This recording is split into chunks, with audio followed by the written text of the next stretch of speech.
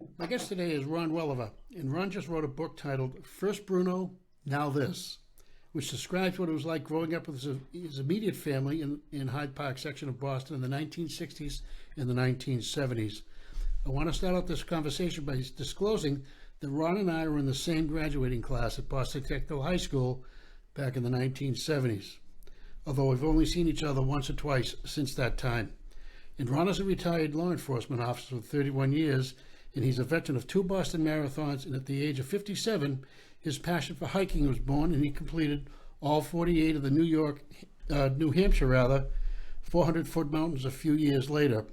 And for over 20 years, he volunteered as a middle school and high school football coach, and he and his wife Susan raised their family in the southern New Hampshire area, where he currently owns a small landscaping business. Ron, how are you?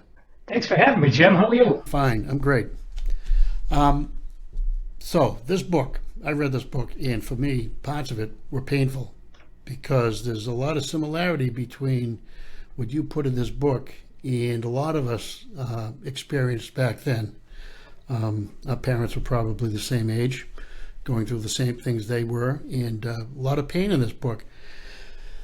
So where did it come from? Well, over the years, back when my brother was a teenager, he went through the normal teenage problems. Yeah, he went out drinking once in a while, took some drugs, but it just continued into his 20s. And it continued into his 30s, and I saw what it was doing to my mother.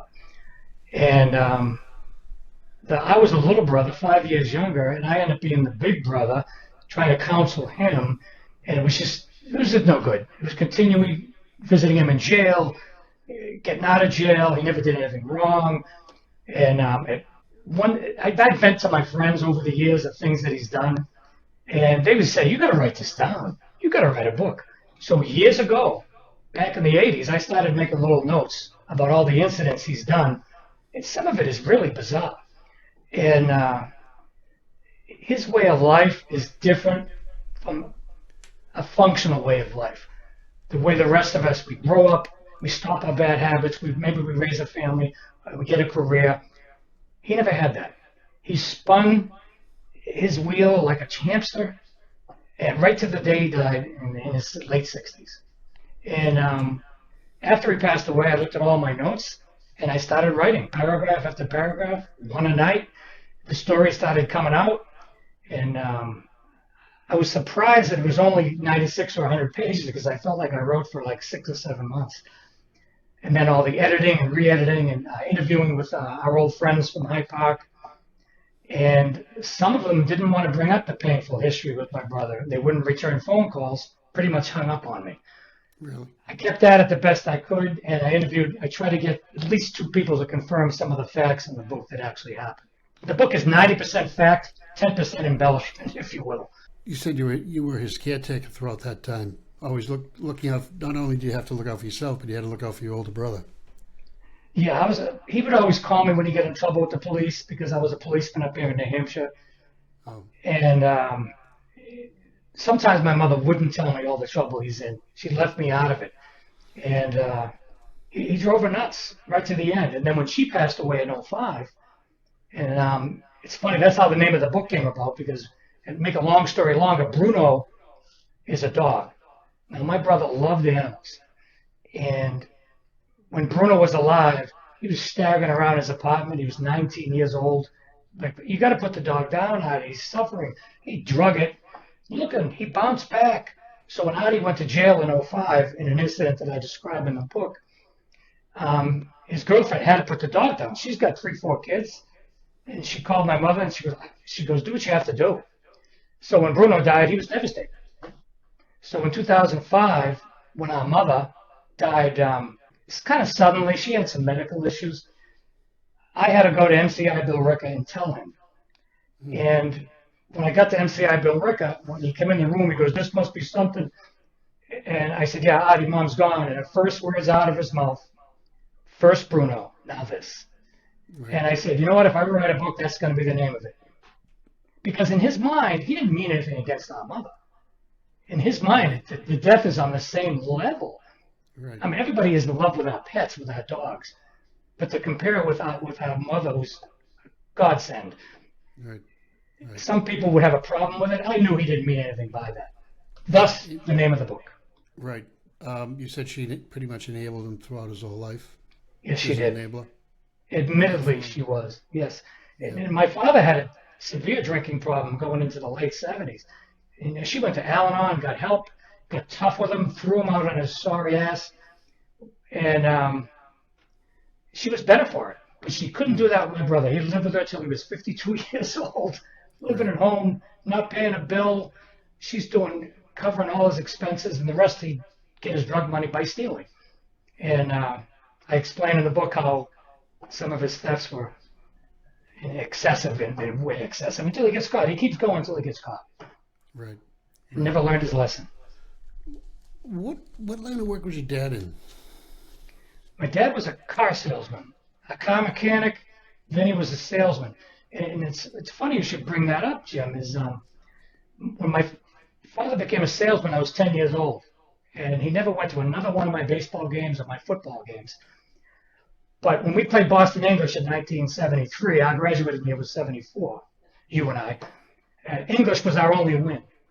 And I'll never forget, coming in at halftime, tied at 6-6, I looked up and I saw him sitting in the stands. I could not believe it. Right. I came out at halftime and I was on the tip of my toes. I played the best half of football I've ever played.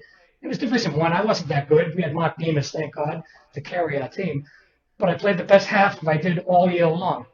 And I found out later that he left at halftime, never saw me play. Oh, wow. Never saw me score the touchdown, never saw me throw for 100 yards. And I was devastated. And I never saw much of him after that until he passed away a few years later. Well, that's the way parents were back then. My father only went to one of my high school games at the Boston Arena, so pretty much the same thing. So your father's drinking seemed to be at the root of this. Was it a family legacy for him? Did he have it cross different family members and cross? That's a very good question, Jim. If I had known what I was going to write years ago, I would have asked so many questions. Right. I have so many questions I have no answers to. And I remember my grandfather, which was my father's father. The only thing I remember about him, because he died when I was very young, like 3 or 4 years old, is he was never nice to me like my other grandfather was. And I heard he was a bookie and into gambling and all that, but that's rumor. My father's brother, he was very similar to my father, but I never saw him take a drink. And when we visited him in Florida, he had his face at the TV. I hadn't seen him in 20 years. Oh, look, Ronnie's here. He'd turn around and say hello right back to the TV. I go, that's my father, but he's sober. And that's just the way that family was, my father's side. And I didn't know much about my aunt, Dottie from the Cape. I never got to know them very well. We'd visit her occasionally. So why his drinking took off the way it did, went from 6-pack of beers to 12-pack to 20, then the hard stuff comes. And when the hard stuff came, that was the beginning and end of his life. Brown liquor. Brown liquor. Brown liquor does it. Brown liquor. That's what I call it.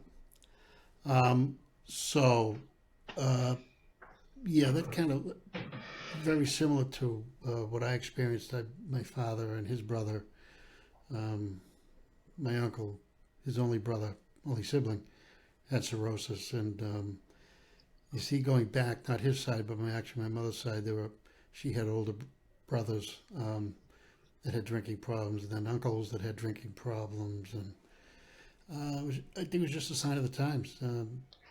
There's right, Jim. Money around, not a lot of job opportunities, and beer was probably 25 cents a glass, and maybe even less. And the few books that I've sold, Jim, I'm getting phone calls and emails from people that I barely knew. And they're saying, oh my God, this brought back so many memories of my family, and we never talked about it. And people are coming forward to me. One of my brother's old friends called. We talked for 45 minutes. I haven't talked to him in 40 years. And he said, I'm sorry, Adi, never got out of that realm. He goes, I had a problem, and I've been sober 37 years, and I was very happy for him, flabbergasted. Right. And he just let it all hang out. And when I wrote this book, I felt like a piano has been lifted on my back. I just let it all out. And my friends that I grew up with, my good friends, some from Tech, some from Hyde Park High, a lot of them from Hyde Park, they had no idea. Because when my father, well, he committed suicide, but when my father died, I didn't admit that to anybody for years because I was embarrassed. There's nothing to be embarrassed about, Jim, because it's not our fault, and I didn't do anything wrong. Right, And, exactly. But you think you could have saved him? as an adult, I grew into that. Right. Did he do it at home? Well, he wasn't living at home at the time because she okay. threw him out. It was in an apartment in Hyde Park Avenue. Let me ask you, did you ever go to like an Al-Anon class? Al-Anon? Me? Yes, No, I did not.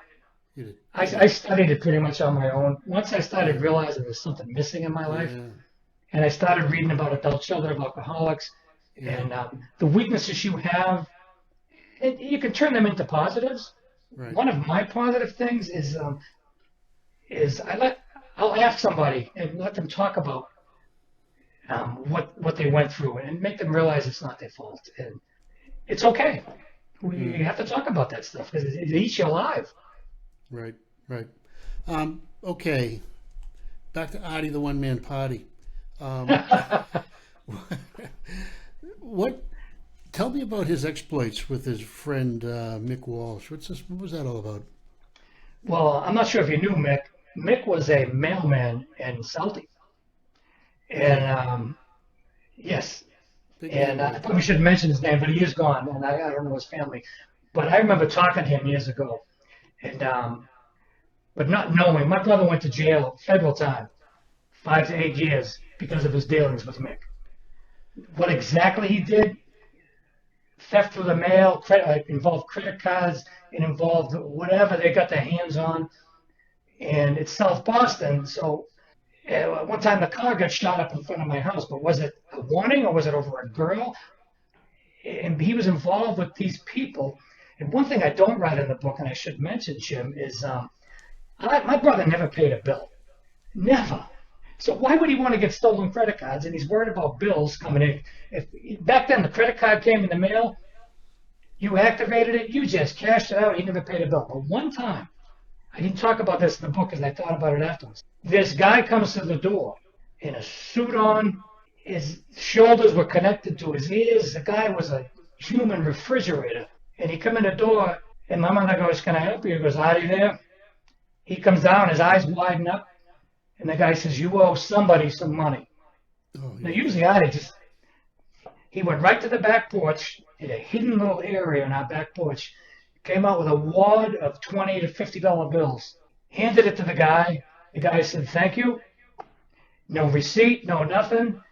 And my mother says, you better stop whatever the hell you're doing. And I'll never forget that statement. She said it more than once. She said it in the book once, too. That's the only bill I know we ever paid. Yeah, they're not very forgiving. And you said he was in the military, but for a short while? Yes, he was. And I don't mean to laugh at that. I feel like I have the right to laugh or be a little sarcastic in my book because I've lived through it, and that's how I've dealt with it. But he went in the Marine Corps, and with a friend of his, and I remember him writing me a letter, and he says, I was in high school at the time, probably our sophomore year, maybe freshman year. He said, whatever you do when you get out of high school, don't join the Marine Corps. And I remember, wow, I guess he doesn't like the exercise. I kind of like the exercise. I was an athlete at the time, a struggling athlete, if you will. And within 5 weeks, he's home. And what he did was, and I'll mention it because it's in the book, is he picked a fight with the DI, and they, back then, they beat the hell out of you. I mean, if you didn't get up on time or you were late, I mean, they would think twice about it. But after somebody read the book, I found out what really happened. And a friend of his called me up and says, oh, you're probably embarrassed. You didn't want to know the real reason how he got out of the Marine Corps. Because they gave him an honorable discharge because he had a hole in his ear from the beating. And my brother's friend told me, he goes, you'd be embarrassed. I go, I'm not embarrassed. Tell me. I already interviewed you. You didn't tell me this. He goes, he wrote me a letter and told me what he did. He took a sharp #2 pencil and he stuck it in his ear and popped his own eardrum. And then he went and picked a fight with the DI, the drill instructor. The drill instructor beat the hell out of him. He went to the infirmary and they said, Sergeant, you beat him up so bad. And they said, look, we'll give you an honorable discharge if you just leave. And he goes, done. And that's how we got out of the Marine Corps, with an honorable discharge. And how long was he in there? About 5 weeks. You just can't make this up, Jim. That's my brother. That must have hurt like hell, sticking the pencil in your ear and piercing. But he came home. Painkillers, jumping in the polluted Neponset River with his friends with an infected ear. I mean, he didn't care. And meanwhile, his other friends are in the jungles of Vietnam. Yeah. So, you get out of high school, you go to Salem State, and did you go up there to play sports specifically? Or? As a matter of fact, I did. And I should mention a thing before I went to Salem State. The coach got a hold of me, and Jim O'Day got a hold of him. And Bob Mazzoni, who graduated a year before us, was a pitcher at Salem State. And he goes, yeah, come up here. I think you can probably stop based on what we have here. So I was doing all the paperwork for financial aid, and I was a little overwhelmed. I needed some adult to help me. And I'll never forget Mark Namis's father-in-law, future father-in-law, Dick Panciaco. He goes, are you having trouble with Salem State? I go, yeah, I'm trying to get my paperwork in so I can get in on time. He called up and pretended to be my father. And I'll never forget that. And you go, this is Mr. Welliver. What's going on? My son's paperwork. He's supposed to get in there. He's got baseball tryouts in the fall. And the paperwork went, right, yes, Mr. Welliver, we'll take care of it right away. And he hung up the phone, and I remember going out in the car and saying, why can't my father do that? Why do I have to someone pretend? So, yes, I did go to Salem State. I wasn't automatically on the team. I worked my tail off, made the team, and ended up playing for 2 years before I blew my knee out. Really? Okay. Yeah. Yeah. You said that you weren't emotionally prepared for college. No, right before I went to college, I read about it in a book.